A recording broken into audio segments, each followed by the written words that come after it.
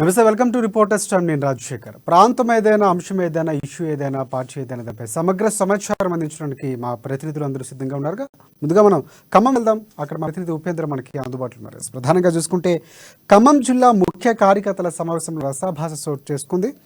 VH మాట్లాడుతూ ఉండగానే కార్యకర్తలు అడ్డుకున్నటువంటి పరిస్థితి కనిపించింది. తమ జిల్లాలో విహెచ్కు ఏం పని అంటూ కూడా నిలదీశారు కార్యకర్తలు వారిస్తున్నటువంటి రేణుకా చౌదరికి. ఈ నేపథ్యంలో ఆమె వాదించడం, సమావేశం నుంచి వాకౌట్ చేసినటువంటి భట్టి విక్రమార్క ఈ నేపథ్యాన్ని కూడా అక్కడ జరుగుతున్న పరిస్థితి. ఇక్కడ కార్యకర్తల వైఖరి నచ్చక సమావేశం నుంచి వెళ్ళిపోయినటువంటి పొంగులేటి. మొత్తంగా కాంగ్రెస్లో మరోసారి విభేదాలు బయటపడ్డాయి. ఎందుకు, దీనిపై పూర్తి అప్డేట్స్ ఏంటి అనేది ఉపేంద్రాన్ని తెలుసుకుంది. ఉపేంద్ర, చెప్పండి. రైట్ రాజశేఖర్, ఖమ్మం జిల్లాలో బలం పుంజుకుందనుకుంటున్న కాంగ్రెస్ లో ఒక్కసారిగా వర్గ విభేదాలు బయటపడ్డాయి. సెప్టెంబర్ 17 హైదరాబాద్ లో జరిగేటువంటి బహిరంగ సభకు ప్రిపరేషన్ మీటింగ్ గా అటు ఉమ్మడి ఖమ్మం జిల్లా, అటు భద్రాద్రి కొత్తగూడెం జిల్లా, ఖమ్మం జిల్లా నుంచి కార్యకర్తలు హాజరైనటువంటి నేపథ్యంలో ప్రధానంగా నాయకత్వం కూడా పార్లమెంటరీ ఇన్ఛార్జ్ గా ఉన్నటువంటి మహారాష్ట్ర మాజీ హోంశాఖ మంత్రి మహమ్మద్ ఆరిఫ్ నజీం ఖాన్ తో పాటు మాజీ ఎంపీ పొంగులేటి శ్రీనివాసరెడ్డి, మాజీ మంత్రి సమ్మాన్ చంద్రశేఖరరావు, రేణుకా చౌదరి, బట్టి విక్రమార్క వీళ్ళ సమక్షమే ఈరోజు కార్యకర్తలు తమ ఆధిపత్యాన్ని ప్రదర్శించేందుకు కోసం ఒకరికొకరు ఆధిపత్యం సాధించడానికి కాన్సెప్ట్ లో ప్రధానంగా వారు చేసిన సంఘటన కూడా చోటు చేసుకుంది. ఖమ్మం డిసిసి కార్యాలయం జరిగినటువంటి కార్యక్రమానికి సంబంధించి నగరంలో ఉన్నటువంటి ప్రధానమైనటువంటి నాయకత్వంతో పాటు జిల్లాటువంటి ఎవరైతే ఎమ్మెల్యే అభ్యర్థిగా దరఖాస్తు చేసుకున్న అభ్యర్థులందరూ కూడా తమ సహచార బృందం హాజరవడం ఒక్కసారిగా నినాదాల హోరు మార్మోగింది.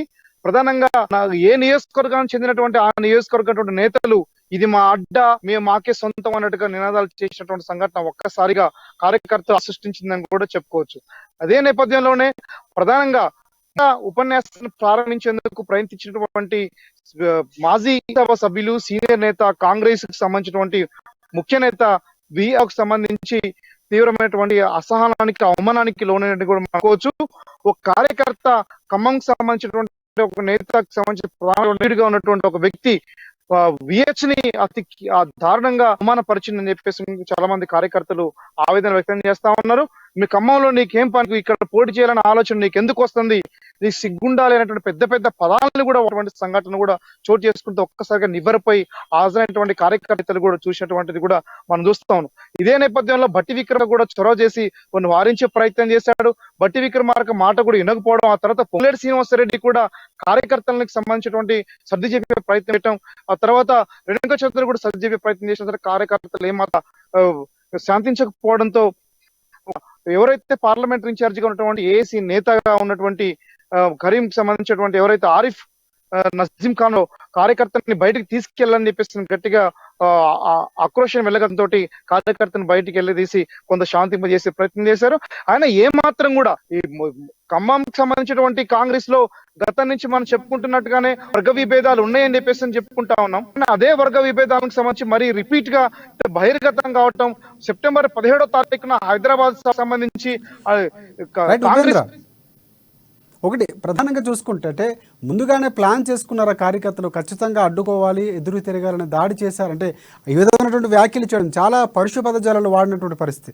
సో ఎంత చెప్పనంటే కాంగ్రెస్ పార్టీకి సంబంధించినటువంటి ముఖ్య నేతగా ఉన్న పొంగులేటి కానీ, రేణుకా చౌదరి కానీ, భట్టి విక్రమార్క నేత కూడా చెప్పిన వినకపోవడం, సీనియర్ నేతపై అలాంటి దురుస పదజాలను వాడడం అనేది పక్కా ప్లానింగ్తోనే వచ్చారు.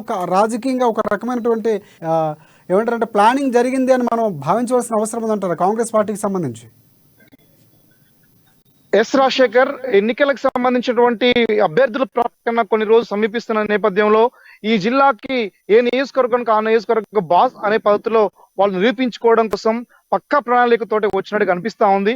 కనీసం సభ ఏదైతే సమావేశం సంబంధించి ప్రారంభానికి నేతల్ని సంబోధించేటువంటి నేపథ్యంలో స్టార్టింగ్ లోనే కూడా హనుమంతరావు ఉపన్యాసాన్ని అడ్డుకొని మాట్లాడొద్దు అని మైక్ లాక్కునే విధంగా ఒకేసారి డయాస్ మీదకి వెళ్ళిపోయి భయాందోళన సృష్టించినటువంటి నేపథ్యం కూడా కనబడతా ఉంది. ఇది ప్రధానంగా కొద్ది మంది ప్రణాళిక ప్రకారమే చేసినట్టు, ఒక వర్గానికి సంబంధించినటువంటి మరో వర్గం మీద అది ఆధిపత్యం, మరో వర్గానికి సంబంధించిన వర్గం మీద ఇంకొక ఆధిపత్యం, డిప్యూటీ రాబోయేటువంటి సీఎం బట్టి అనేటువంటి నినాదాలు చేయటం, మంత్రులు అన్నటువంటి నేతలు మా వాళ్ళని చెప్పి చెప్పడం, ఇట్లాంటి చాలా గందరగోళం నుంచి దాదాపు జరిగినటువంటి 3 గంటల పాటు జరిగిన సభలో ఏమాత్రం కూడా శాంతింప చేయకపోవడంతో ప్రధానంగా ఇందులో నేతలు ఉన్నటువంటి విభేదాలు కొట్టొచ్చినట్టు కనిపించాయి. ఇదే నేపథ్యంలో మాజీ ఎంపీ పొంగులేటి శ్రీనివాస్ చొరవ చేసి కార్యకర్తలను సర్ది చెప్పే ప్రయత్నం చేస్తారు. ఇది మన కూనికి సంబంధించినటువంటి సమావేశం. ఈ సమావేశాల్లో సభకు సంబంధించిన అంశం గురించి చర్చించుకో, అసలే పరిస్థితులు బాగలేవు, రానున్నటువంటి ఎన్నికల్లో బీఆర్ఎస్ ని ఓడించి 10 స్థానాలు గెలవాలనే ఆకాంక్షతో మనం పనిచేయాల్సినటువంటి సందర్భంలో ఇలాంటి వర్గ విభేదాలు, ఇట్లాంటి సమస్యలు సరైన కావని చెప్పి సర్ది చెప్పించి కొంత ప్రయత్నించినప్పటికీ కార్యకర్తలు కూడా ఏమాత్రం కూడా శాంతించలేదు. ఇట్లాంటి ధోరణి జిల్లా వ్యాప్తంగా ఉందని ఇప్పటి వరకు తెలిసింది. కానీ ఈ రోజు మాత్రం బహిర్గతమై ప్రతి కార్యకర్త, అత్తగూడ నుంచి వచ్చినటువంటి భద్రాచలం ఎమ్మెల్యే ఉదయం మీరే కావచ్చు, అటు కొత్తగూడ నుంచి వచ్చినటువంటి మరో కాంగ్రెస్ నేత కావచ్చు, అందరూ కూడా ఈ రోజు జరిగినటువంటి సంఘర్షణ, ఈ యొక్క బాహాబాహిలో ఏమాత్రం కూడా నిబరబోయి చూడటం తప్ప చేసేదేం లేక వెయిట్ చేశారు Rajasekhar. Right. Thanks for updates Upendra. Next మనం మా హైదరాబాద్ ప్రతినిధి రాజు మనకి అందుబాటులో ఉన్నారు సార్. రాజు దగ్గరికి వెళ్దాం. జమిలి వార్త నేపథ్యంలో బీఆర్ఎస్ పార్టీలో కలవరం మొదలైంది. పార్లమెంటు సమావేశంలో ఏం జరుగుతుందని ఒక్కొక్క నేతలో టెన్షన్ ఉన్నటువంటి పరిస్థితి కనిపిస్తుంది. గత వారం రోజులుగా బీఆర్ఎస్లో కనిపించినటువంటి ఎలక్షన్ మూడ్ దాదాపుగా కనిపించినటువంటి పరిస్థితి. ముందే అభ్యర్థులు ప్రకటించడం కొంతవరకు వివాదాలకు, కొంతమంది అసహనానికి కారణమైతే, ఇక ఈ నేపథ్యంలో కొంతమంది కూడా దానిపై రియాక్ట్ అవుతున్నటువంటి పరిస్థితి. ఇక ఎన్నికలు ఆలస్యం అయితే టికెట్ వస్తుందో రాదని కూడా సిట్టింగ్లో ఒక రకమైనటువంటి టెన్షన్ కూడా ఉన్నటువంటి పరిస్థితి కనిపిస్తుంది. అసలు జనవరిలోనైనా ఎన్నికలు జరుగుతాయా లేదా అని కూడా చర్చ జరుగుతుంది. ఇప్పుడు ప్రధానంగా ఎన్నికలు ఆలస్యం అయ్యే కొద్దీ నష్టం అనే భావనలో బీఆర్ఎస్ ఉన్నటువంటి పరిస్థితి. పార్లమెంటు సమస్యల తర్వాత క్లారిటీ వచ్చే అవకాశం ఉంది. ఒక మంత్రి కూడా కేటీఆర్ దానికి సంబంధించి కొన్ని వ్యాఖ్యలు చేస్తారని వార్తలు కూడా బయటకు వచ్చాయి. దీనిపై మరిన్ని అప్డేట్స్ అందిస్తారు. రాజు చెప్పండి. Good evening Rajasekhar. బీఆర్ఎస్ పార్టీలో ఒక విచిత్రమైన పరిస్థితి నెలకొని ఉంది. ఇప్పటికే 115 మంది అభ్యర్థులతో ఒక జాబితానైతే ప్రకటించిన విషయం తెలిసిందే. అయితే ఈ నేపథ్యంలోనే కేంద్రం అయితే జమిలీ ఎన్నికల వైపు అడుగులేస్తా ఉంది. ఈ నేపథ్యంలోనే ఇప్పుడు టికెట్లు ప్రకటించిన ఎవరైతే సిట్టింగ్ ఎమ్మెల్యేలు ఉన్నారో వాళ్ళందరిలో అయితే ఒక కలవరం అయితే మొదలైందని చెప్పవచ్చు. ఎందుకంటే వాళ్ళందరూ కూడా భావిస్తా ఉన్నారు, ఇప్పటికి అయితే ఎలక్షన్ లో ఇప్పట్లో జరిగే అవకాశం లేదు అనే చర్చ అయితే ఎమ్మెల్యేలో నడుస్తా ఉంది. ఎందుకంటే కేంద్ర ప్రభుత్వం ముఖ్యంగా జమిలీ ఎన్నికలపై సీరియస్ గా ఆలోచిస్తుండటంతో ఈ పరిస్థితి నెలకొని ఉంది. ఎందుకంటే వాళ్ళందరూ కూడా చూస్తా ఉన్నారు, నియోజకవర్గాల్లో కేసీఆర్ టికెట్ ప్రకటించిన వెంబడే వాళ్ళందరూ కూడా నియోజకవర్గాలకు వెళ్లి వాళ్ళ క్యాడర్ తో పాటు కొందరైతే ర్యాలీలు కూడా తీయడం జరిగింది. ప్రచారం స్టార్ట్ చేశారని చెప్పి అందరూ కూడా అనుకున్నారు. అయితే ఒక్కసారిగా ప్రచారాన్ని ఆపివేయడం జరిగింది. గత వారం రోజులుగా చూసుకున్నట్టయితే పార్టీలో ఎన్నికల మూడ్ అనేది ఒక్కసారిగా తగ్గిపోయింది. ఎందుకంటే ఈ 18వ తేదీ నుండి కూడా ప్రత్యేక పార్లమెంట్ సమావేశాలు జరగనున్నాయి.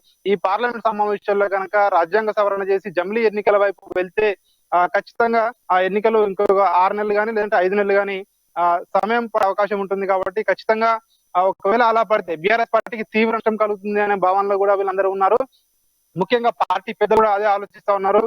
ఇప్పటికే మనం అభ్యర్థులను ప్రకటించి చేశామా అంటే కేంద్రం ఏం చేస్తుందో మనం దాన్ని పసిగట్టలేకపోయామని కూడా చాలా మంది తమ అంటే పార్టీ ఎవరైతే అభ్యర్థులు ఉంటారో అందరూ కూడా చర్చించుకుంటా ఉన్నారు. ముఖ్యంగా ఎవరైతే టికెట్ ఆశాభావాలు ఉన్నారో ఆల్రెడీ ఇప్పటికే చెప్తా ఉన్నారు, నియోజకవర్గాల్లో అసమ్మతులు ఉన్నాయి, టికెట్ మాకే ఉంది ఇప్పటికి ప్రకటించినా కూడా అని చెప్పి ఎవరైతే ఆశాభావాలు ఉన్నారో వాళ్ళందరి ఆశలపై కూడా నీళ్లు చల్లినట్టుగా ఈ కేంద్ర వ్యవహారం ఉంది అని కూడా వీళ్ళందరూ భావిస్తా ఉన్నారు.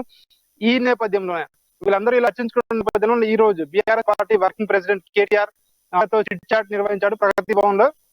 అలా కొన్ని కీలకమైన వ్యాఖ్యలు చేయడం జరిగింది. ఒక డిసెంబర్ లో ఎన్నికలు జరగాలంటే అక్టోబర్ 10 లోపు షెడ్యూల్ కనుక రాకుంటే అంటే డిసెంబర్ లో ఎన్నికలు జరిగేది కష్టమే అనే భావన కూడా కేటీఆర్ రావడం జరిగింది.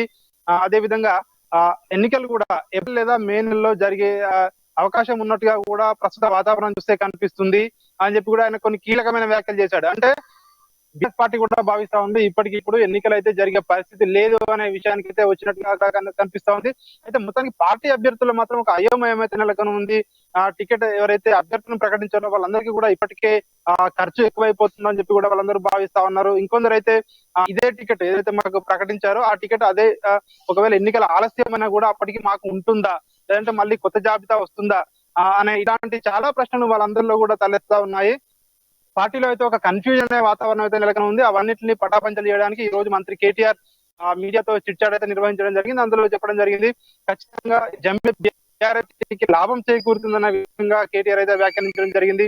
అదే విధంగా జమిలీ ఎన్నికలు వచ్చినా, ఏ ఎన్నికలు వచ్చినా కూడా, ప్రత్యేకంగా వచ్చినా కూడా బీఆర్ఎస్ పార్టీకి 90కి పైగా సీట్లు తగ్గకుండా గెలుచుకుంటాము అని చెప్పి ఆయన ఒక ధీమా అయితే వ్యక్తం చేయడం జరిగింది. అయినప్పటికీ ఇదంతా మేకపోతు గాంభీర్యంగానే చెప్తా ఉన్నారని చెప్పి కూడా కొన్ని బయట విశ్లేషకులు కూడా విశ్లేషిస్తా ఉన్నారు. ఎందుకంటే ఇప్పటికే అభ్యర్థులను ప్రకటించారు, ప్రభుత్వ వ్యతిరేకత ఉంది, దీనికి తోడు ఆలస్యమైన కొద్దీ అది పార్టీకి నష్టం చేకూరుతుంది అని చెప్పి కూడా చాలా మంది విశ్లేషిస్తా ఉన్నారు. అయితే BRS party working president KTR మాత్రం చెప్తా ఉన్నాను, ఖచ్చితంగా పార్టీకి లాభం చేకూరుతుందనే ఉద్దేశంతో చెప్తా ఉన్నాను. కానీ ఏది ఏమైనా ఎన్నికలు ఎప్పుడు జరుగుతాయి అనే విషయం తెలియాలంటే ఖచ్చితంగా ఈ నెల 18వ తేదీన ప్రారంభమైన సమావేశాల్లోనే తెలియనుంది. ఎందుకంటే ఆ సమావేశాల్లో కేంద్ర ప్రభుత్వం గానీ జమిలీ ఎన్నికల వైపుగా అడుగులేసి దానికి సంబంధించి ప్రక్రియ మొదలు పెడితే పార్లమెంట్ లో మాత్రం ఖచ్చితంగా ఆ జమిలీ ఎన్నికలు ఒకవేళ పూర్తిగా దేశవ్యాప్తంగా జమిలీ జరగకపోయినా సెమీ జమిలీ 10-12 రాష్ట్రాలతో కలిపి, పార్లమెంట్ తో కలిపి పెట్టే అవకాశం ఉన్నట్టుగా కూడా చెప్తా ఉన్నారు. అయితే ఇలా జరిగినా కూడా దాదాపు ఇప్పటికైతే ఎన్నికలు జరిగే అవకాశం అయితే లేదని చెప్తున్నారు. అదేవిధంగా ఒకవేళ జమిలీ జరగకపోయినా ఇప్పటికిప్పుడైతే ఎన్నికలు జరిగే పరిస్థితి లేదని మరికొందరు పార్టీలో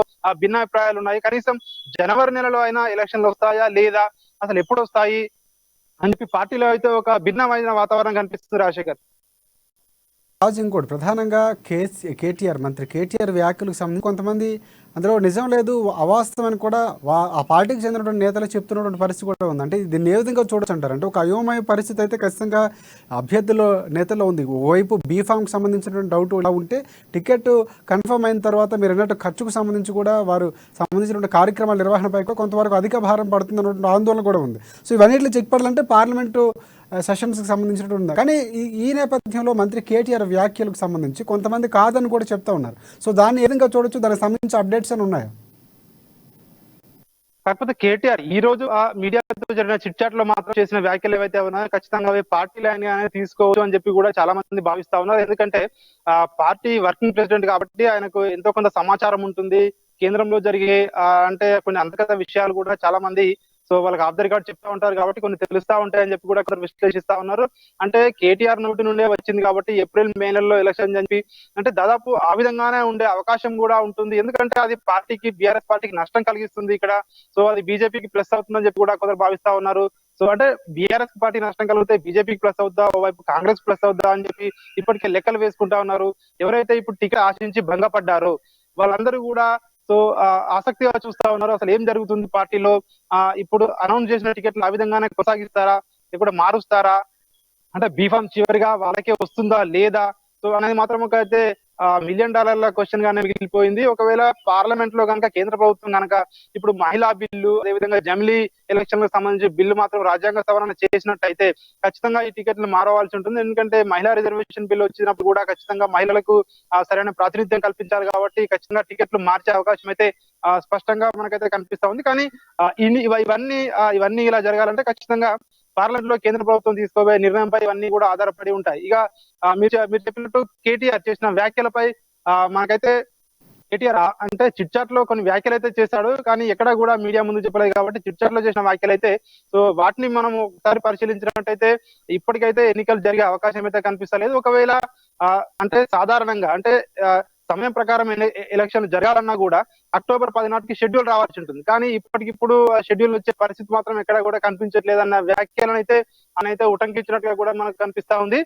మొత్తానికైతే పార్టీలో, బీఆర్ఎస్ పార్టీలో మాత్రం ఎన్నికల మూడ్ అయితే స్పష్టంగా అయితే కనిపించడం లేదు. ఒక వారం రోజులుగా మాత్రం స్తబ్దుగా ఉన్నారు. ఎవరికి వారు నియోజకవర్గాల నుంచి కూడా నేతలు కూడా, ఎమ్మెల్యేలు కూడా హైదరాబాద్ తిరుగు ప్రయాణం అయ్యారు. వాళ్ళ పనులు వాళ్ళు చేసుకుంటూ ఉన్నారు. కొంతమంది తీర్థయాత్రకు వెళ్లారు, కొంతమంది ఫారెన్ కు వెళ్ళడం జరిగింది. ఎవరి పనులు వాళ్ళే చేసుకుంటూ ఉన్నారు. నియోజకవర్గాల్లో ప్రచారం మాత్రం ప్రస్తుతం అయితే ఎక్కడ కూడా కనిపించట్లేదు. రాజశేఖర్, రైట్. ఈ నేపథ్యంలో ఒకవేళ ఎలక్షన్స్ సంబంధించి షెడ్యూల్ వాయిదా పడినా, లేకపోతే సెషన్స్ వరకు ఆగి జూలై ఎన్నికల్లో ఒకవేళ ఒకేసారి అయితే కనుక ఖచ్చితంగా ఎంతవరకు ప్రభావం ఉండే అవకాశం ఉందంటారు? అంటే బీఆర్ఎస్ పార్టీ సంబంధించి ఇప్పటికే చాలా వరకు అనుకున్న స్థాయి కంటే ఎక్కువ వ్యతిరేకత వినిపిస్తున్నటువంటి పరిస్థితి. అభ్యర్థులు ప్రకటించిన తర్వాత కూడా ఈ అభ్యర్థి కొద్దు ఇంకోళ్ళకి ఇవ్వండి, లేకపోతే ఇండిపెండెంట్గా పోటీ చేస్తాను బాహాటంగానే చాలా వరకు నేతలు చెప్తున్నటువంటి పరిస్థితి. ఖచ్చితంగా అభ్యర్థులు మార్చాలని వారు జరిగిన సమావేశాల్లో వారు గలాన్ని వినిపిస్తున్నటువంటి పరిస్థితి కూడా కనిపిస్తుంది. గతంలో చూసుకుంటే ఈసారి ఎక్కువ బీఆర్ఎస్ సొంత కార్యకర్తల నుంచి, సొంత బీఆర్ఎస్ పార్టీ నుంచి ఎక్కువ వ్యతిరేకత వినిపిస్తున్నటువంటి పరిస్థితి కనిపిస్తుంది. ఇది కొంతవరకు పార్టీకి నష్టం చేకూర్చే అవకాశం ఉందని మనం భావించాల్సిన అవసరం అంటారు. ఖచ్చితంగా పార్టీకి అయితే కొద్దిమేర నష్టం కలిగించే అవకాశమే కనిపిస్తా ఉంది. ఎందుకంటే ఇప్పటికే టికెట్ రాని వాళ్ళని చాలా మందిని ఇప్పటికే బుజ్జగించారు. మంత్రి కేటు గాని, మంత్రి హరీష్ రావు గాని, ఎమ్మెల్సీ కవిత గాని, ఓవైపు సీఎం కేసీఆర్ గాని వాళ్ళందరినీ బుజ్జగించడం జరిగింది. ఇప్పుడు ఆ బుజ్జగింపులన్నీ ఒక కొలిక్కి వస్తున్నాయి అనుకున్న సమయంలో ఆ కేంద్ర ప్రభుత్వం తీసుకోబోయే నిర్ణయం ఏదైతే ఉందో బీఆర్ఎస్ పార్టీకి అయితే మింగుడు పడడం లేదని చెప్పవచ్చు. ఎందుకంటే ఇంకా ఎక్స్టెండ్ అయితే ఇంకా ప్రొలాంగ్ చేయడం వల్ల ఖచ్చితంగా ఇప్పటికే కొన్ని సర్వేలు కూడా రావడం జరిగింది.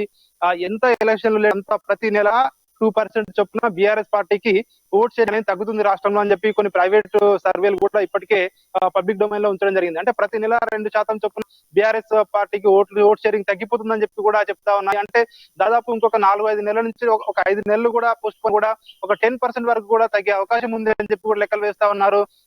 ఇట్లా తగ్గడం వల్ల ఖచ్చితంగా పార్టీకి పెద్ద ఎత్తున నష్టం జరిగే అవకాశం ఉంటుంది అని చెప్పి కూడా మరోవైపు భావిస్తా ఉన్నారు. కానీ ఎలక్షన్లు ఎప్పుడు జరుగుతాయి అనే ఒక క్లారిటీ అయితే ఇంకా రాలేదు. సో ఈ క్లారిటీ రావాలంటే మాత్రం 18వ తేదీన ప్రారంభమయ్యే ప్రత్యేక పార్లమెంట్ సమావేశాలలోనే ఈ విషయం అయితే స్పష్టం కానుంది. మరోవైపు ఒకవేళ వీళ్ళందరూ ఇక్కడ గ్రౌండ్ లెవెల్ లో చెప్పేది మాత్రం ఎంత ఆలస్యమైన ఎలక్షన్ లో ఎంత ఆలస్యం అవుతున్న కొద్దీ పార్టీకి మాత్రం ఖచ్చితంగా నష్టం జరుగుతుంది అని చెప్పి ఇక్కడ వీళ్ళైతే చర్చించుకుంటా ఉన్నారు. రాజశేఖర్. రైట్.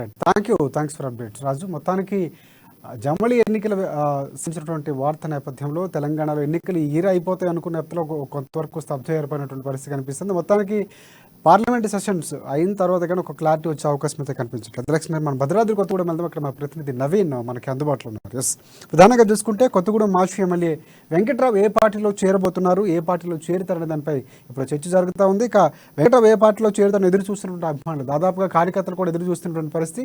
ఆయన హస్తం పార్టీకి రావాలని హస్తం నేతలు వైపు ప్రయత్నాలు చేస్తున్నారు, రావాలని ఆహ్వానం చేస్తున్నటువంటి పరిస్థితి కూడా కనిపిస్తుంది. ఉమ్మడి జిల్లాలో స్థానం నుంచి పోటీ చేయించే రోజుల్లో కాంగ్రెస్ పార్టీ నేతలు వస్తే కనుక ఆయనకి క్లియర్గా ఒక దారి కూడా సెట్ చేసి పెట్టినట్టు కూడా తెలుస్తుంది. కొత్తగూడెం నుంచే పోటీ చేసే రోజుల్లో జలగం వెంకట్రావు ఉన్నటువంటి పరిస్థితి కనిపిస్తుంది. మొత్తానికి ఆయన దారి ఎలా ఉండబోతుంది దీనిపై పూర్తి అప్డేట్స్ అందిస్తారు. ఎస్ నవీన్, చెప్పండి. Thank you Rajasekhar. కొత్తగూడెం మాజీ ఎమ్మెల్యే జలగం వెంకట్రావు అంటే అధికార బీఆర్ఎస్ పార్టీ 2018లో అయితే గెలుపొందిన జలగం వెంకట్రావు ఇప్పుడు ఆయన ఏ పార్టీలో చేరనైతే ఇటు కొత్తగూడెం నియోజకవర్గ ప్రజలు కావచ్చు, ఆయన అభిమానులు కావచ్చు ఆసక్తిగా చూసే పరిస్థితి అయితే ఉంది. ముఖ్యంగా మనం చూసుకుంటే జలగం వెంకట్రావు 2018లో బీఆర్ఎస్ పార్టీ నుంచి పోటీ చేసిన అభ్యర్థిగా అయితే పోటీ చేసి, అదేవిధంగా అప్పటి మహాకూటమి అభ్యర్థిగా వనమా వెంకటేశ్వరరావు నించిన పరిస్థితుల్లో ఆయన మీద అయితే జలగం వెంకట్రావు 4,000 ఓట్లతో అయితే ఓడిపోయారు. అనంతరం సీఎం కేసీఆర్ అంటే ఎక్కడైతే ప్రతి నియోజకవర్గంలో కూడా ఎమ్మెల్యేలదే తుది నిర్ణయం అని చెప్పడంతో ఈ జలగం వెంకట్రావు అయితే స్తబ్దుగా ఉన్న పరిస్థితి కూడా ఉంది. అయితే 2019లో ఏదైతే వనమా వెంకటేశ్వరరావు తప్పుడు అఫిడవిట్ అంటే దాఖలు చేశారు, తప్పుడు అఫిడవిట్ దాఖలు చేశారని ఆయన అయితే హైకోర్టులో కోర్టు వేసిన నేపథ్యంలో సుదీర్ఘ విరామం తర్వాత ఏదైతే 2023 జూన్ లో అయితే దీనిపై తీర్పు వచ్చిన నేపథ్యంలో, అంటే 2023 జూన్ లో అయితే దీనిపై తీర్పు వచ్చింది. అయితే హైకోర్టు చెప్పిన దాని ప్రకారం ఏదైతే 2018 నుంచి కూడా జలగం వెంకట్రావునే ఎమ్మెల్యేగా పరిగణించాలని హైకోర్టు ఆదేశాలు జారీ చేసినప్పటికీ అనంతరం జలగం వెంకట్రావు అనేక మార్లు కూడా ఇక్కడ అసెంబ్లీ కార్యదర్శిని కావచ్చు వీరందరినీ కూడా ఎమ్మెల్యేగా పరిగణించాలని ఆయనని తీసుకోవాలని అనేక మార్లు తిరిగినా కూడా ఆయనకి వీరెవరు కూడా పట్టించుకోకపోవడంతో ఇప్పుడు ఆయన అంటే బీఆర్ఎస్ పార్టీలోంచి బయటికి రావాలనే ఒక ఆలోచనలో అయితే ఉన్నట్లుగా కూడా చూడవచ్చు. దీనికి ముఖ్య కారణం ఏంటంటే ఏదైతే వనమా వెంకటేశ్వరరావు పై ఓడిపోయాక జలగం వెంకట్రావుకి అయితే సీఎం కేసీఆర్ అపాయింట్మెంట్ ఇచ్చిన దాఖలాలు కూడా లేవు. ఈ కోర్టులో కేసు తేలిన తర్వాత వనమా వెంకటేశ్వరరావు అయితే 2 సార్లు అపాయింట్మెంట్ సీఎం కేసీఆర్ ఇచ్చి ఆయనతో మాట్లాడిన పరిస్థితి కూడా ఉంది. ఈ నేపథ్యంలో అధికార బీఆర్ఎస్ పార్టీలో అయితే ఆయన ఉండాలని అయితే కోరుకోవట్లేదని కూడా తెలుస్తుంది. అయితే ఏ నిర్ణయమైనా కూడా ఇప్పుడు సుప్రీంకోర్టులో నడుస్తున్నటువంటి కేసుపై ఆధారపడి ఉందని కూడా తెలుస్తుంది. ఎందుకంటే ఈ యొక్క సుప్రీంకోర్టు కేసు వాయిదా పైనే జలగం వెంకట్రావు రాజకీయ భవిష్యత్తు కూడా ఆధారపడి ఉందని కూడా చెప్పొచ్చు. ముఖ్యంగా మనం చూసుకుంటే ఈ కోర్టుకి సుప్రీంకోర్టులో ఒకవేళ జలగం వెంకట్రావుకు పాజిటివ్ గా ఈ కేసు వచ్చినట్లయితే ఈయన మరలా కూడా బీఆర్ఎస్ పార్టీలోనే కొనసాగేందుకు అయితే అవకాశాలు ఉన్నట్లు ఆయన అనుచర వర్గం అయితే చెప్తున్న పరిస్థితి కూడా ఉంది. కానీ ఒకవేళ సుప్రీంకోర్టులో జలగం వెంకట్రావు చుక్క ఎదురైతే మాత్రం ఆయన బీఆర్ఎస్ పార్టీలో ఉండకుండా అంటే కాంగ్రెస్ పార్టీలోకి వెళ్తారని అయితే ఆయన అనుచరగం కూడా చెప్తున్నారు. అయితే వారి అభిమానులందరూ కూడా కోరుకునేది ఏంటంటే కాంగ్రెస్ పార్టీలోనే ఆయన జలగం వెంకట్రావు రావాలని. ఎందుకంటే ఆయన మాజీ ముఖ్యమంత్రి తనయుడిగా, అదేవిధంగా ఉమ్మడి ఖమ్మం జిల్లాలో కూడా కార్యకర్తలు కావచ్చు లేదు అంటే అభిమానులు అనేకమైన అంటే అధికంగా ఉన్నటువంటి జలగం వెంకట్రావు కాంగ్రెస్ పార్టీలోకి వచ్చినట్లయితే అంటే ఉమ్మడి ఖమ్మం జిల్లాలో ఉన్నటువంటి 3 జనరల్ స్థానాలలో ఎక్కడో ఒక పోటీ చేపించేందుకు అయితే కాంగ్రెస్ నాయకులు అయితే ప్రయత్నాలు చేస్తున్నప్పటికీ జలగం వెంకట్రావు మాత్రం కొత్తగూడెంలోనే పోటీ చేస్తానని దీనికి కాంగ్రెస్ పార్టీ ఒప్పుకుని కాంగ్రెస్ పార్టీలో చేరుతానని అయితే ఈయన అంటే ఒక కండిషన్ పెట్టినట్లుగా కూడా తెలుస్తుంది. కానీ ఇప్పుడు కొత్తగూడెం నుంచి పోటీ చేసేందుకైతే ఇప్పటికే 10 మందికి పైగా కాంగ్రెస్ పార్టీ నుంచి బారులు తీరిన నేపథ్యంలో జలగం వెంకట్రావుకు కొత్తగూడెం నుంచి ఎంతవరకు సీట్ వస్తుందనేది కూడా ప్రశ్నార్థకంగా మారింది. అయితే దీనిపై జలగం వెంకట్రావు తన సన్నిహితులతో చెప్తూ స్వతంత్ర అభ్యర్థిగా అయినా కూడా కొత్తగూడెం నుంచే నేను పోటీలో ఉన్నానని చెప్తున్న పరిస్థితి కూడా ఉంది. వీటన్నిటిని కూడా చూసుకుంటే జలగం వెంకట్రావు కాంగ్రెస్ లోకి వెళ్తారా లేదంటే స్వతంత్ర అభ్యర్థిగా పోటీ చేస్తారా అని ఇటు కాంగ్రెస్ పార్టీ అభిమానులు కావచ్చు, లేదు అనుకుంటే ఇప్పుడు జలగం వెంకట్రావు అభిమానులు కూడా ఆసక్తిగా ఎదురు చూస్తున్న పరిస్థితి. ఎందుకు అంటే ఇటు కాంగ్రెస్ పార్టీ తరఫున కొత్తగూడెం నుంచి పోటీ చేసినా కూడా జలగం వెంకట్రావుకు గెలిచే అవకాశాలు ఉన్ని కూడా ఆయన అనుచర గణం అయితే భావిస్తున్నట్లుగా కూడా చూడొచ్చు. కానీ ఏదైతే పొంగులేటి శ్రీనివాస్ రెడ్డి కొత్తగూడెం నుంచి పోటీ చేస్తానని ఆయన అభిమానులు చెప్తున్నప్పుడు మరి పొంగులేటి శ్రీనివాస్ రెడ్డి కొత్తగూడెం నుంచి పోటీ చేస్తాడా, ఖమ్మం నుంచి పోటీ చేస్తాడా అనేది అధిష్టాన నిర్ణయంపై ఆధారపడి ఉండటంతో ఇప్పుడు జలగం వెంకట్రావు కొత్తగూడెం ఒకవేళ కాంగ్రెస్ పార్టీలో చేరైతే కొత్తగూడెం నుంచి బరిలో ఉంటారా ప్రశ్నలు అయితే ఈ యొక్క నియోజకవర్గాల్లో తలెత్తుతున్నాయి. రాజశేఖర్, రాజకీయాల్లో ఒక చర్చ రేనటువంటి పరిస్థితి అంటే మొన్న ఆయన ఎమ్మెల్యేగా ప్రకటించుకోవడం, సుప్రీంకోర్టుకు వెళ్ళడం ఇవన్నీ జరుగుతున్న పరిస్థితి. సుప్రీంకోర్టు తీర్పుపై ఆధారపడిన నేపథ్యం కూడా కనిపిస్తుంది.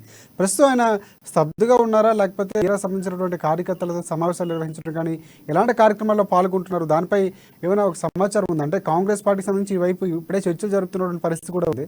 సో ఆయన నిర్ణయం ఎలా ఉండబోతుందనేది సెకండ్ అయితే ఇప్పుడు ప్రస్తుతం ఆయన ప్రజెంట్ పొజిషన్ ఎలా ఉంది? సో ఆయన స్తబ్దుగా ఉన్నారా లేకపోతే ఎలాంటి కార్యక్రమాల్లో నిర్వహణలో ఏమైనా తలములకైనటువంటి పరిస్థితి ఏమైనా ఉందా?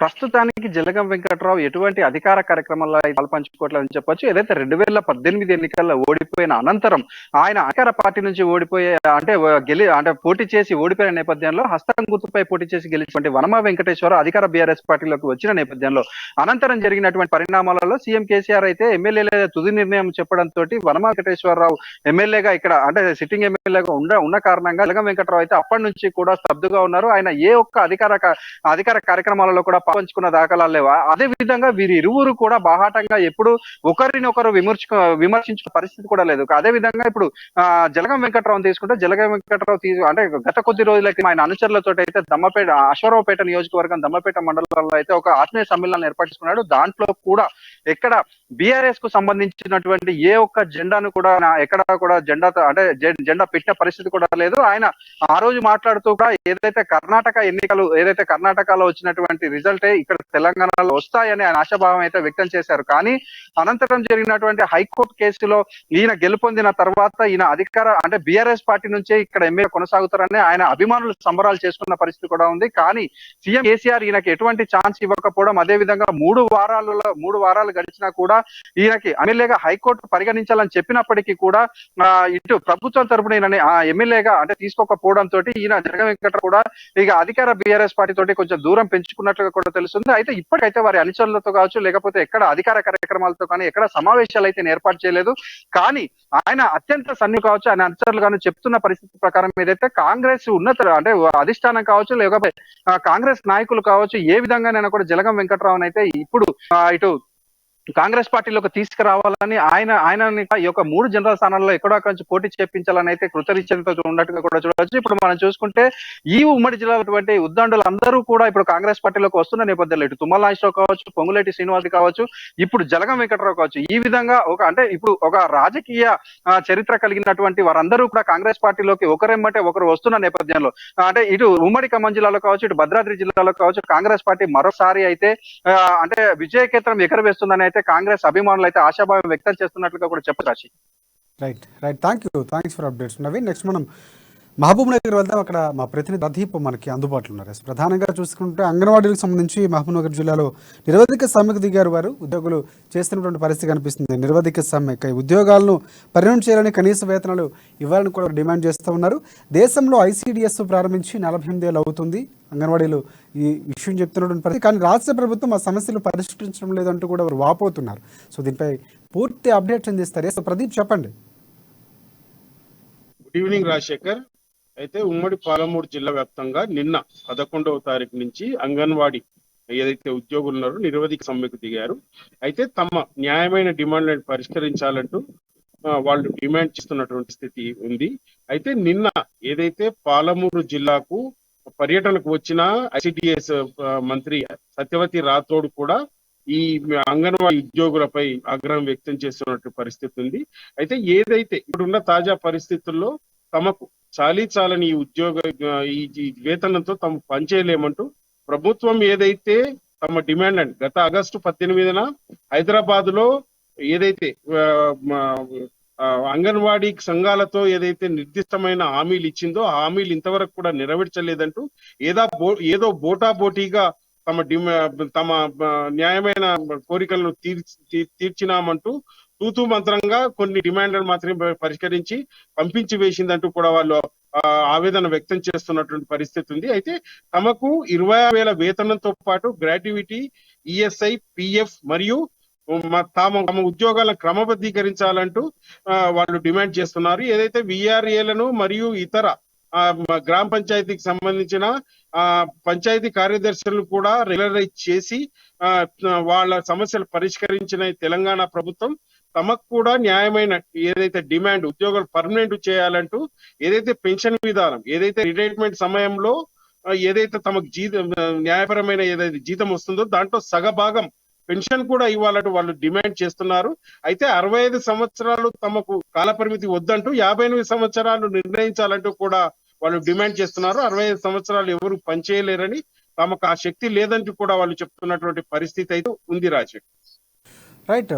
ప్రదీప్, అంగన్వాడీ ఉద్యోగులు ఎవరైతే దీక్షలు చేస్తూ నిరవధిక సమ్మెలు చేస్తున్న నేపథ్యంలో వారి కోరికలు తీరకపోతే భవిష్యత్తులో ఎలాంటి కార్యాచరణ రూపొందించే అవకాశం ఉంది? దానికి సంబంధించిన అప్డేట్స్ అయినా వారు తెలియజేస్తున్నారా? అయితే తమ న్యాయమైన డిమాండ్ పరిష్కరించకపోతే రాబోయే రోజుల్లో రాబోయే ఎలక్షన్ లో కూడా ఈ ప్రభావం తెలంగాణ సర్కారుపై ఉంటుందని కూడా వాళ్ళు హెచ్చరిస్తున్న పరిస్థితి ఉంది. అయితే ప్రభుత్వం తమకు న్యాయమైన డిమాండ్లే కాబట్టి ప్రభుత్వం తమ వెంబడే తమ సమస్యలు పరిష్కరించాలంటూ తమ వెంబడే విధుల్లో కూడా చేరుతామంటూ కూడా వాళ్ళు చెప్తున్నటువంటి పరిస్థితి. అయితే ఇప్పటి తాజా పరిస్థితుల ఖర్చుల నేపథ్యంలో ఈ 13,650 రూపాయలు తమకు చాలటం లేదంటూ 26,000 జీతం చేయాలంటూ మరియు ఈఎస్ఐ, పిఎఫ్ తో పాటు తమ ఉద్యోగాలను క్రమబద్ధీకరించి గ్రాట్యుటీ ఏదైతే ఉద్యోగంలో ఏదైతే సమస్యలు వాటిని కూడా పరిష్కరించి తమకు న్యాయం చేయాలంటూ కూడా వాళ్ళు డిమాండ్స్ ఉన్నటువంటి పరిస్థితి ఉంది. అయితే నిన్న ఉమ్మడి జిల్లా పర్యటనకు వచ్చిన ఐసిడిఎస్ అధికారి మంత్రి సత్యవతి రాథోడ్తో పాటు స్థానిక మంత్రి శ్రీనివాస్ గౌడ్ కూడా ఈ అంగన్వాడీ ఏదైతే వాళ్ళపై ఆగ్రహం వ్యక్తం చేస్తున్నటువంటి పరిస్థితి ఉంది. ధర్నాలు దిగితే పిల్లలకు ఫస్ట్ ఉంచాలని కూడా వాళ్ళు ఆగ్రహం వ్యక్తం చేస్తున్నటువంటి పరిస్థితి ఉంది. అయితే వాళ్ళు మంత్రితో తమ గోడును వివరించేందుకు కూడా ప్రయత్నించినప్పటికీ మంత్రి పెడచెవిన పెట్టిందని కూడా మనం చెప్పొచ్చు. రాజశేఖర్ రైట్. ప్రదీప్, ఒకటి ఈ నేపథ్యంలో అంటే అధికార పార్టీకి సంబంధించినటువంటి అధికారులు కానీ సంబంధిత అధికారులు కానీ లేకపోతే నేతలు కానీ ఎవరైనా చర్చలకు వచ్చే అవకాశం ఏమైనా కనిపిస్తుంది? అంటే ఇటువైపు వ్యతిరేకత వారి సమ్మెకు సంబంధించి వ్యతిరేకత అంటే ఈ టైంలో చేయడం కరెక్ట్ కాదని చెప్తున్నటువంటి నేపథ్యంలో వారిని నిలువరించే ప్రయత్నం చేస్తున్న నేపథ్యంలో చర్చలకు దిగే అవకాశాలు ఏమైనా ఉన్నాయా? అయితే వాళ్ళు నిరవధిక సమ్మెకు దిగి ఇది 2వ రోజు మొదలు పెట్టారు. అయితే నిన్న మొదలుపెట్టిన సందర్భంలో ఈ రోజు 2వ రోజు కావడంతో ఇప్పటి వరకు అయితే అధికారులు కానీ అటు రాజకీయ నాయకులు కానీ ఎవరు కానీ వాళ్ళు పట్టించుకోవడం లేదు. అయితే తమను వెంటనే ఏదైతే తమ డిమాండ్లు ఏవైతే న్యాయమైన డిమాండ్లు ఉన్నాయో వాళ్ళు పరిగణించాలంటూ కూడా వాళ్ళు చెప్తున్నారు.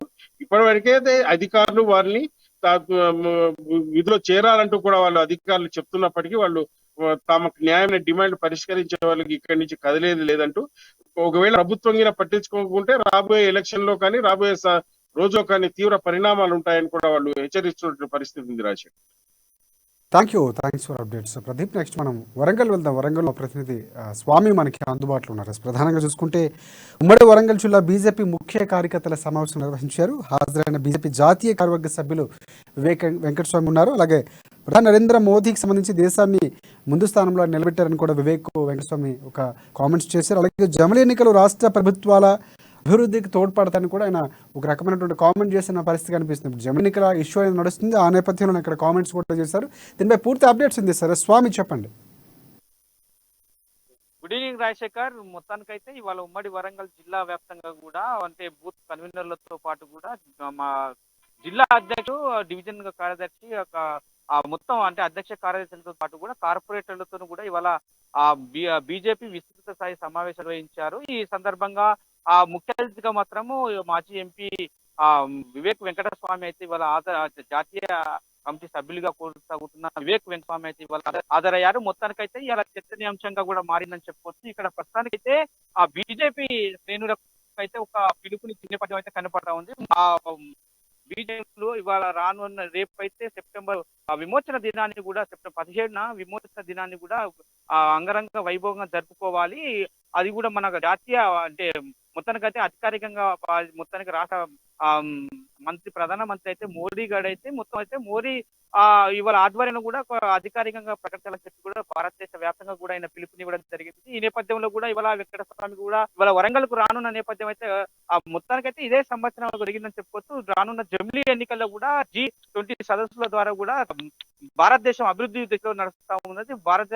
ప్రధాని మోదీ కూడా అభివృద్ధిలో కూడా భారతదేశాన్ని ముందంజలో ఉండడానికి కూడా ఇవాళ ఎన్నో కృషి చేస్తున్నట్టు కూడా ఇవాళ ఆయన వెంకటస్వామి విస్తృత సమావేశంలో కూడా చర్చించడం జరిగింది. రాజశేఖర్ రైట్ స్వామి, ప్రధానంగా ఇంకోటి మనం చూసుకుంటే వివేక్ వెంకటస్వామి ఏదో కామెంట్స్ నేపథ్యంలో అక్కడ ఉన్నటువంటి బీజేపీ కార్యకర్తలు ఏమంటున్నారు, ప్రధానంగా జమిలీ ఎన్నికలకు సంబంధించి ఇటువైపు ఇప్పుడే ఆ అభ్యర్థులు ప్రకటన చేయడం, మిగతా పార్టీలు కూడా దరఖాస్తుల స్వీకారం కొనసాగుతుంది. కానీ జమిలీ ఎన్నికల తెరపైకి వచ్చినటువంటి నేపథ్యంలో పార్లమెంట్ సెషన్ సదస్సు క్లారిటీ వచ్చే అవకాశం ఉంది. సో ఈ నేపథ్యంలో అక్కడ ఉన్నటువంటి వివేక్ వెంకటస్వామి కామెంట్స్ చేసిన నేపథ్యంలో అక్కడ ఉన్నటువంటి పరిస్థితి ఏంటి? సో ప్రధానంగా బీజేపీ నుంచి లేకపోతే బీఆర్ఎస్ నుంచి ఎలాంటి స్పందన వస్తుంది?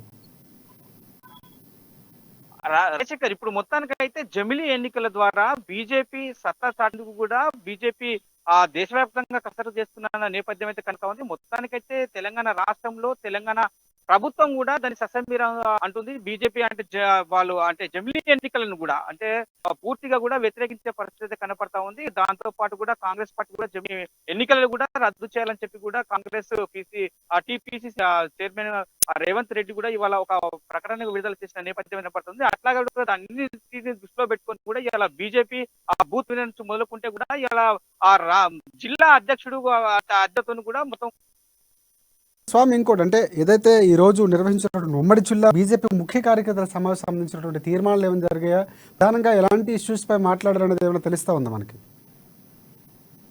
రైట్ రాజశేఖర్, మొత్తానికైతే 2018లో బీజేపీ కూడా తెలంగాణ రాష్ట్రంలో అంతంత మాత్రమే ఉండేది. కానీ భారత ప్రధాని నరేంద్ర మోడీ G20 సదస్సుల ద్వారా కూడా కార్యకర్తలను పెంపొందించుకోవాలి, కార్యకర్తలను పోగు చేసి కార్యకర్తలను కూడా బీజేపీ వైపు మళ్లించుకోవాలనే నేపథ్యంలో కూడా ఇలా విస్తృత స్థాయి సమావేశం జరిగింది. ఒక్కొక్క కన్వీనర్ కూడా కార్యకర్త అంటే రేపు సెప్టెంబర్ 17న విమోచన దినాన్ని కూడా ఘనంగా జరుపుకోవడానికి కూడా కార్యకర్తలను బైక్ ర్యాలీ చేయాలి. ప్రతి ఒక్క జిల్లాల్లోని కూడా అధిక సంఖ్యలో కార్యకర్తలను తరలించి పరకాల నుండి మొత్తం మహాసభ లెక్క కూడా సెప్టెంబర్ 17న విమోచన దినాన్ని అంగరంగ వైభవంగా జరుపుకోవడానికి కూడా కసరత్తు చేస్తున్నారు చెప్పుకోవచ్చు. మొత్తానికి చూసుకుంటే ఉమ్మడి వరంగల్ జిల్లా వ్యాప్తంగా కూడా హైదరాబాద్ నుంచి కూడా అధికార ప్రతినిధులు కూడా హాజరు కానున్న నేపథ్యం కనపడుతుంది. దీనికి కార్యకర్తలు ఇప్పుడు 2018 ఎన్నికలైతే బీజేపీ అంతంత మాత్రమే ఉంది, కానీ ఇప్పుడు కూడా పుంజుకుంది. ఇప్పుడు ప్రధాన పార్టీలైన టిఆర్ఎస్ అంటే బీఆర్ఎస్ కాంగ్రెస్ పార్టీలతో మనం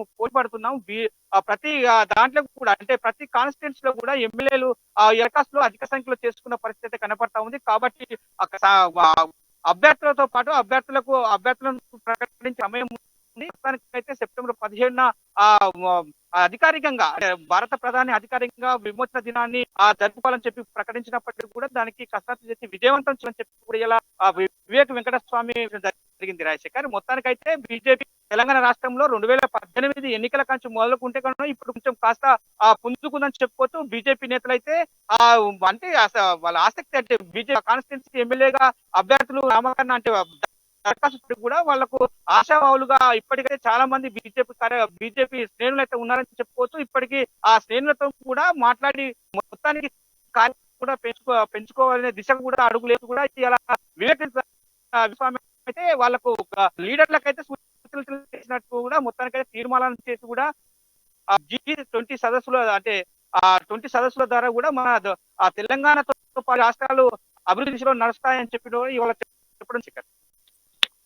థ్యాంక్స్ ఫర్ అప్డేట్ స్వామి. నెక్స్ట్ మనం మెదక్ వెళ్దాం. మెదక్లో మా ప్రతినిధి సునీల్ మనకి అందుబాటులో ఉన్నారు. మెదక్ జిల్లా నర్సాపూర్ బీఆర్ఎస్ అసెంబ్లీ టికెట్ దాదాపుగా ఖరారైనట్లు మనకి తెలుస్తూ ఉంది. సిట్టింగ్ ఎమ్మెల్యే మదన్ రెడ్డికి కేటాయించకుండా పెండింగ్లో పెట్టినటువంటి కేసీఆర్ నర్సాపూర్ టికెట్ ఆశిస్తున్నటువంటి మహిళా కమిషన్ చైర్పర్సన్ సునీత లక్ష్మారెడ్డి రేసులో ఉన్నటువంటి పరిస్థితి కనిపిస్తుంది. ఇటీవల మంత్రి కేటీఆర్ను సునీత లక్ష్మారెడ్డి కలిసినట్లు, అలాగే నర్సాపూర్ టికెట్ ఆమెకే దక్కుతుందనే ప్రచారం కూడా జరుగుతున్నటువంటి పరిస్థితి కనిపిస్తుంది. దీనిపై మరికొన్ని రోజులు ఇంకా తేలాల్సి ఉంది. ఎన్నికలకు సంబంధించినటువంటి ఇప్పుడు కొన్ని స్తబ్దత ఏర్పడినప్పటికీ కూడా టికెట్ దాదాపుగా ఖరారైనట్లు వార్తలు అయితే వస్తున్నాయి. సో దీనిపై పూర్తి అప్డేట్స్ అందిస్తారు. ఎస్ సునీల్ చెప్పండి. మెదక్ జిల్లాలో ఉమ్మడి మెదక్ జిల్లాలో చూసుకున్నట్లయితే కేవలం ఒకే ఒక స్థానాన్ని సీఎం కేసీఆర్ ప్రకటించకుండా, ఎమ్మెల్యే అభ్యర్థిని ప్రకటించకుండా పెండింగ్ ఉంచిన స్థానం మెదక్ జిల్లాలో చూసుకున్నట్లయితే కేవలం నర్సాపూర్ నియోజకవర్గం ఒకటే ఉంది.